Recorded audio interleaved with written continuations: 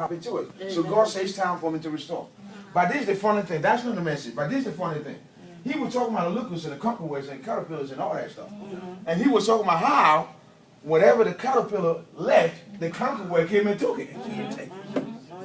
And whenever the conqueror left, the caterpillar. So it's like every time you thought you got over this, say, I got a little bit left. Well, I got $100. Now I lost $50. So I got 50 left. Now here comes something else. I got to spend 20 on it. All right. Now here comes something else. I got to spend 30. So everything that was you thought you got left, here go into something else. That's right. Amen. So he said, I'm going to restore to you all that which you have missed. And then yesterday, he talked about a promise. You got to be careful you don't miss the promise. And many people will miss the promise because promise, how you miss the promise? We know what happened to Moses. We know what happened to the old prophet. The prophet and the old prophet. You see, this is how we get deceived. The old prophet said, I'm a prophet just as you are. There are a lot of prophets out there today. There are a lot of apostles out there today. There are a lot of teachers and a lot of pastors out there. And they will come and tell you something. And if you ain't careful, you think it's God speaking, but it's not God. That caused the prophet who went and did a good job for the Lord got killed because the lying prophet lied to him. That's so true. So when the Lord was telling us we got to be careful, we don't allow the lying prophet or lying apostle, lying pastor, teacher, whoever they may be, to cause you to get killed. Come on. Because Moses missed the promised land. When God spoke to Moses from the beginning, you didn't see nothing when God said, Moses, Joshua would take the people to the promised land. There was nothing in there. He said, Moses, I want you. He said, Moses, I want you to take my people to the promised land. But that changed. Why? Because Moses allowed the people.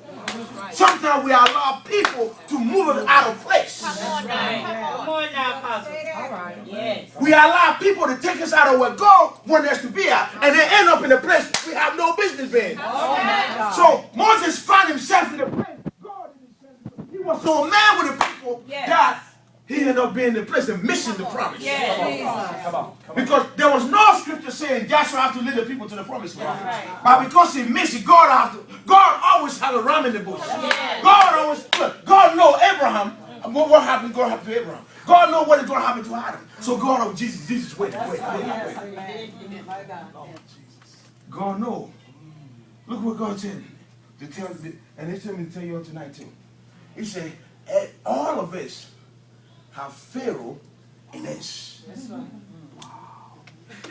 If you read about Pharaoh, you know what Pharaoh belonged to, or what Pharaoh does, and what the things he did and what he represents. It says spirit. And so he said, what we got to do now is this. We got to tell Pharaoh, loose me and let me go. Come on, Jesus. My God. You got to tell Pharaoh, for too long, you be holding me in captivity. For too long, you be stepping on my foot. For too long, you be having me bound. For too long, I've been in prison. For too long, I can't shackles all on me. For too long, chains around me. Loose me and let me go. Oh, hallelujah. Let me go. You see, in the Old Testament, Moses stole for them. Because Moses was a man representing almost like Christ. And he was a prophet, and God speak to him alone. But now Christ lives in you and I. So the Lord said, I don't need Moses to speak to you.